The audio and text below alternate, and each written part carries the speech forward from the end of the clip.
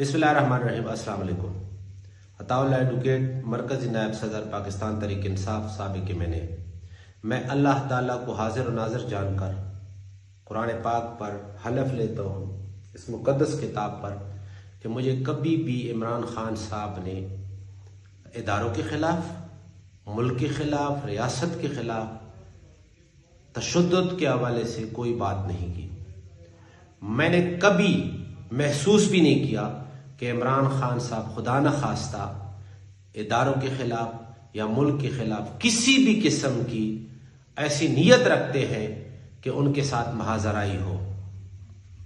मैं समझता हूँ कि इमरान खान साहब मुहिब वतन न सिर्फ पाकिस्तान के बल्कि आलम इस्लाम के लीडर हैं। वो पाकिस्तान की आवाम के लिए और दुनिया में मुसलमानों के लिए अपना किरदार अदा करना चाहते थे।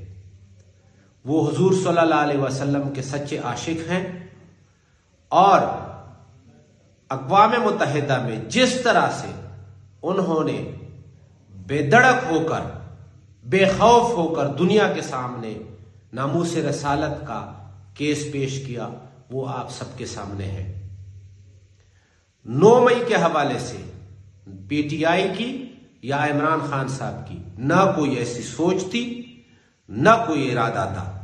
जो कुछ हुआ है ये रद्द-ए-अमल हो सकता है, लोग जज्बात में थे, शायद उस वजह से हुआ हो, लेकिन इसकी कभी मैंने किसी से सुना भी नहीं है कि इस तरह की कोई प्लानिंग हुई हो। हम इमरान खान साहब के साथ जिंदगी की आखिरी सांस तक खड़े हैं और इंशाल्लाह खड़े रहेंगे।